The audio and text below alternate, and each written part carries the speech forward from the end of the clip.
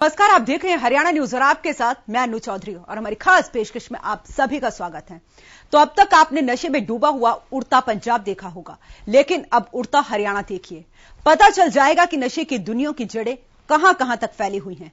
पंजाब के बाद हरियाणा में भी नशा तस्करों ने अपनी जड़ें मजबूती से जमा ली हैं। राजस्थान, हिमाचल, पंजाब और यूपी और दिल्ली से हरियाणा में जमकर नशे की तस्करी हो रही है।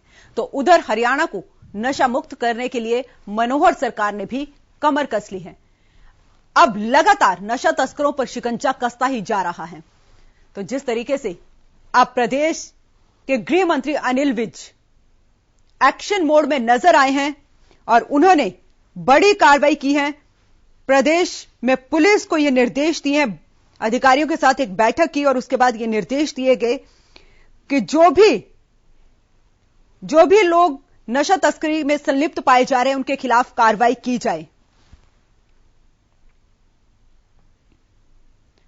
तो पंजाब के बाद अब हरियाणा में भी नशा तस्करों ने अपनी जड़ें मजबूती से जमा ली हैं और आलम यह है कि नशे में अब हरियाणा भी उड़ने लगा है। तो राजस्थान, हिमाचल, पंजाब और यूपी, दिल्ली से हरियाणा में जमकर नशे की तस्करी हो रही है और नशा तस्करों के लिए हरियाणा एक आसान ट्रांजिट स्टेट बना हुआ है। लेकिन गृह मंत्री अनिल विज ने एक सप्ताह पहले प्रदेश के टॉप 10 पुलिस अधिकारियों के साथ एक बैठक की थी, जिसमें उन्होंने साफ निर्देश दिए थे कि नशा तस्करी के खिलाफ अब एक्शन मोड में नजर आना होगा, तभी हम हरियाणा को नशे से दूर रख पाएंगे।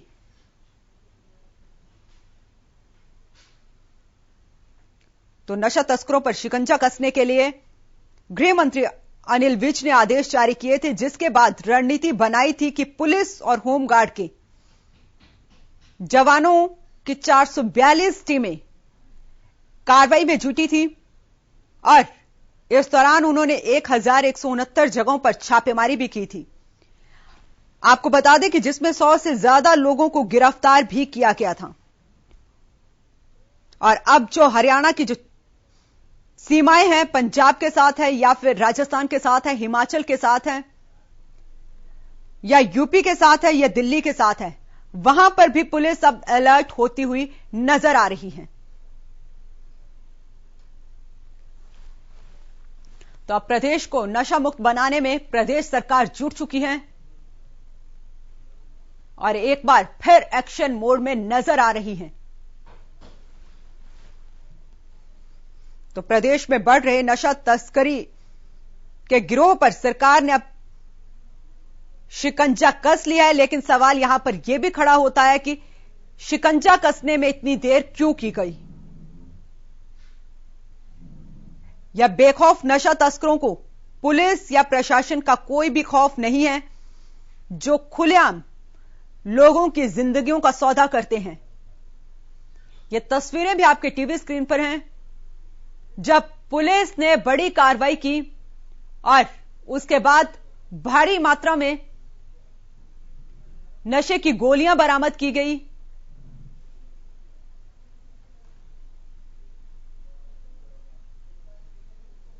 तो इससे पहले तो सबने उड़ता हुआ पंजाब देखा था, लेकिन अब हरियाणा भी नशे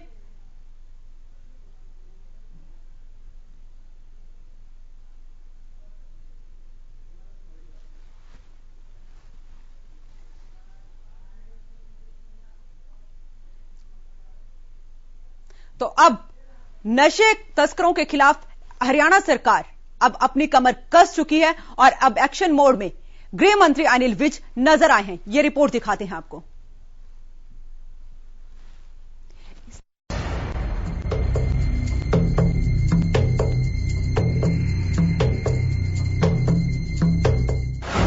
फैल रहा नशे का कारोबार, खुलेआम हो रही तस्करी, बेखौफ हुए नशा तस्कर, नशे पर सरकार का वार, एक्शन में मनोहर सरकार। अच्छे खानपान और खेल उपलब्धियों के लिए अपनी पहचान बनाने वाला हरियाणा इन दिनों नशा तस्करों की गिरफ्त में है। नशा तस्करी का ये कारोबार इस कदर फैल गया है कि हजारों परिवारों के सपनों को नशे ने रौंद दिया है। इन दिनों हरियाणा अब नशे के लिए बदनाम हो चुका है और पंजाब से भी आगे निकल चुका है। यहाँ नशा तस्करों को पुलिस का कोई खौफ नहीं है। बेखौफ नशा तस्कर खुलेआम लोगों की जिंदगियों का सौदा करते हुए घूम रहे हैं।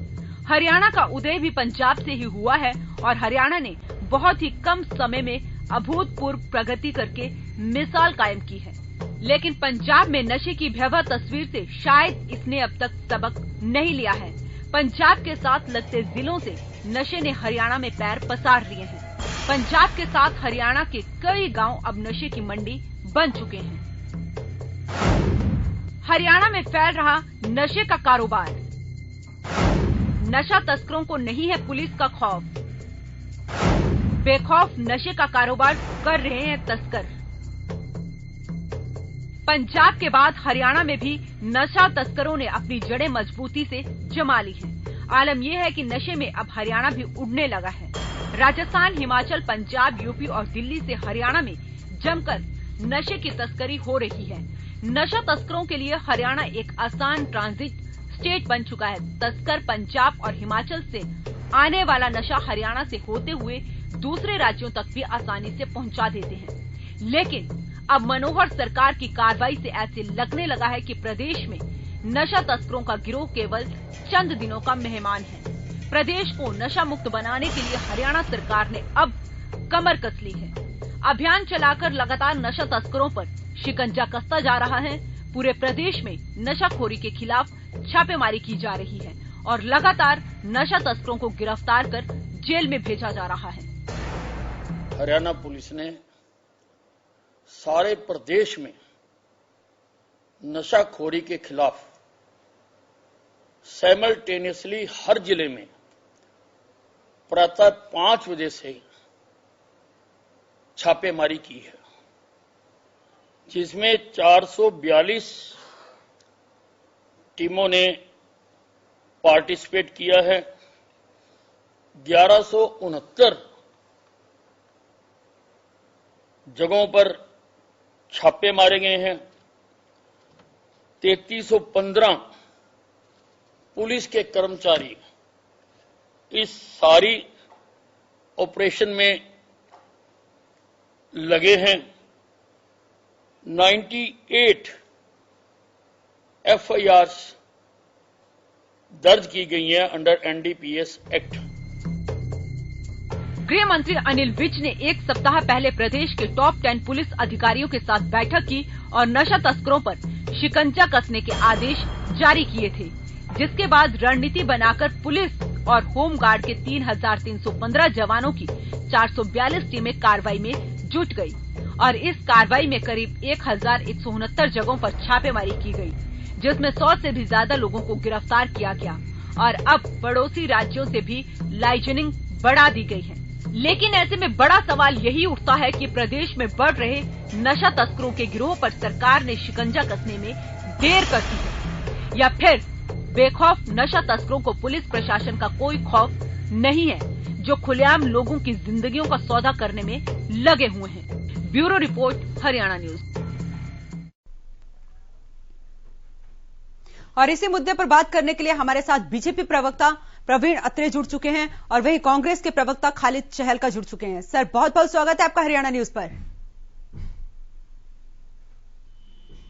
हेलो जी सर, बहुत बहुत स्वागत है आपका हरियाणा न्यूज पर। जी, बहुत बहुत शुक्रिया आपका। जी प्रवीण जी, सबसे पहले सवाल आपसे ही है, क्योंकि सरकार आपकी और इतनी देरी क्यों की गई नशाखोरी के खिलाफ एक्शन लेने में?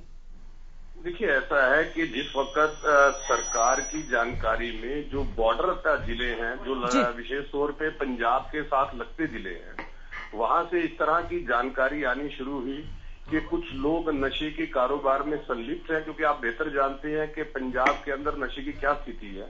उसका प्रभाव जब बॉर्डर जिलों में नजर आना शुरू हुआ तो सरकार ने बाकायदा नारकोटिक्स ब्यूरो प्रदेश स्तर पे बनाया और उसका काम यही है कि इस तरह के लोगों पे लगाम कसना, जो लोग नशे के कारोबार में संलिप्त हैं उन लोगों पे कार्रवाई करना। और जो ये कार्रवाई हुई है, जिसकी अभी आप अनिल विज साहब की बाइट सुना रहे थे, उन्होंने बाकायदा डिटेल में बताया कि लगभग 1150 जगहों पे छापे एक समय में मारे गए, 98 FIR दर्ज हुई और 442 पुलिस टीमें इस काम में लगी। और जिन लोगों को गिरफ्तार किया गया है, अब उन लोगों से वो सब जानकारियां ली जाएंगी, कहां से नशा लाते थे, कहां नशा देते थे। तो आप मान के चले कि हरियाणा प्रदेश में इस तरह के लोगों का अब कोई स्थान नहीं है।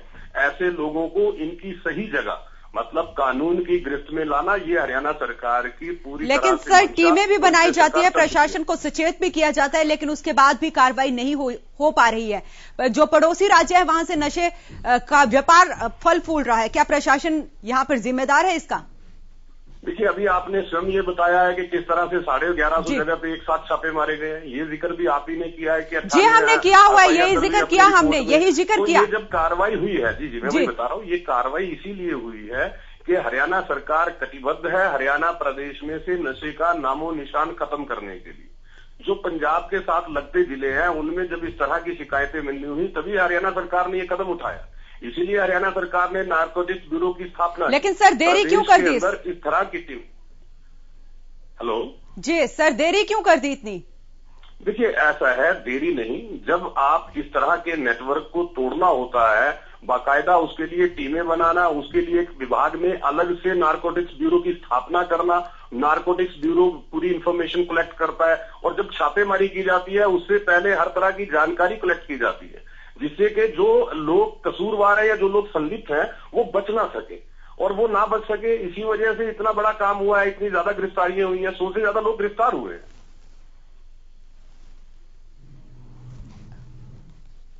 जी प्रवीण जी, मैं आपके पास आती हूं, पहले मैं खालिद चहलका जी के पास चलती हूं।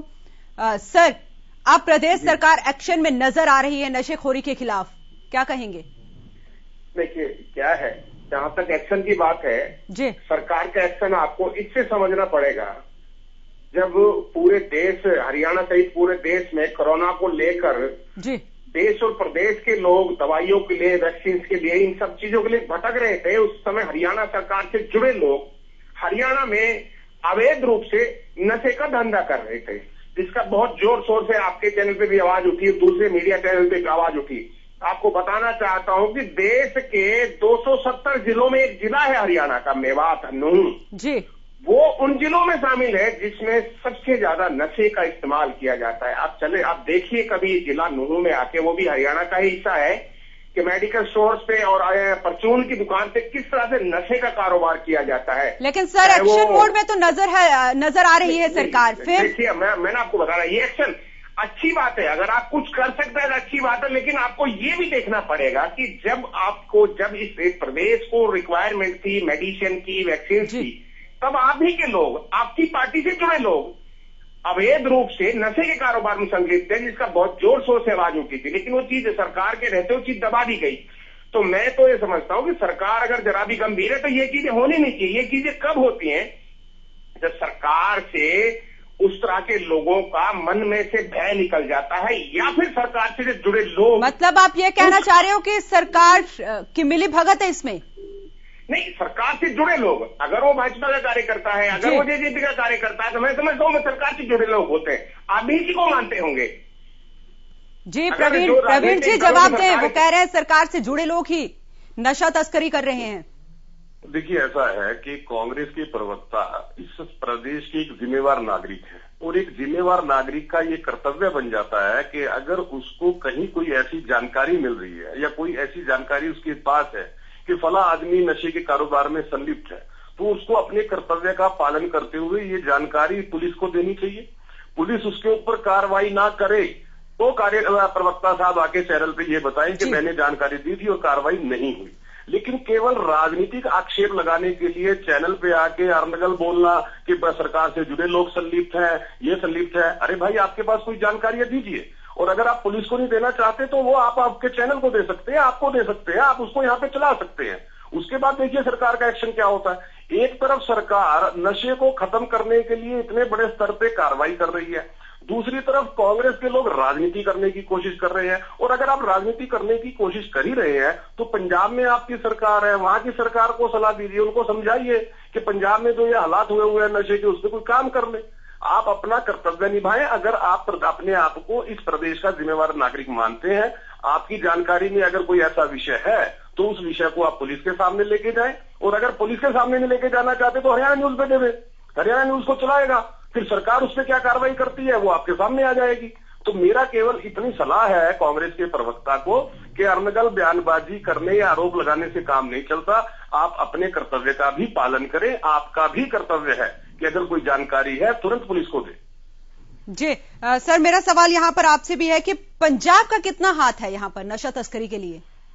देखिए, हम बेहतर जानते हैं, और इस वक्त मेरा कहना नहीं है, पंजाब के कांग्रेस के जो प्रदेश अध्यक्ष है नवजोत सिंह सिद्धू, वो स्वयं ये बात कहते हैं कि पंजाब पूरी तरह नशे के गर्त में है। वो लगातार अपनी सरकार पे आरोप लगा रहे हैं कि सरकार नशा तस्करों पे काम नहीं कर रही है। और हमारे हरियाणा में भी अगर आप देखेंगे, जो जिले पंजाब के साथ लगते हैं, जो बॉर्डर जिले हैं, शिकायत उन जिलों से ज्यादा मिली, इसीलिए कार्रवाई भी उन जिलों पे ज्यादा हुई। ये हम सामने देख रहे हैं। तो कहीं ना कहीं जो नशा पंजाब में फैल चुका है, उसका प्रभाव, या वो लोग जो पंजाब में नशे के काम में संलिप्त हैं, और जैसा कि सिद्धू साहब कहते हैं कि उसमें बहुत से लोग जो है वो सरकार से जुड़े हुए हैं, तो उन लोगों ने अपने पांव फैलाने की कोशिश की हरियाणा की तरफ, लेकिन हरियाणा सरकार ने उनकी कमर तोड़ने का पूरा इंतजाम कर दिया। लेकिन प्रवीण जी, अच्छे खान पान और खेलों के लिए प्रदेश का नाम जाना जाता है, लेकिन जिस तरीके की तस्वीरें प्रदेश से सामने आ रही हैं तो वो सवालिया निशान जरूर सरकार पर खड़ा करते हैं।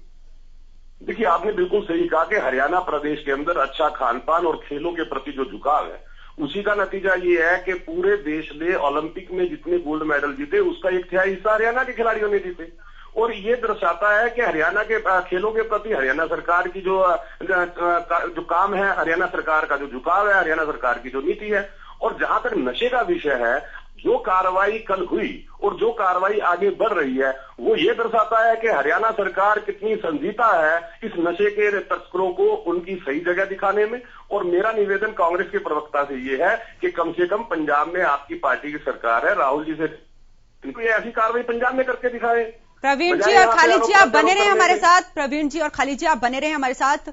डॉक्टर पंकज वत्स, डीजी है, पूर्व डीजी हैं हेल्थ सेक्टर के, वो भी जुड़ चुके हैं। सर, बहुत बहुत स्वागत है आपका हरियाणा न्यूज पर।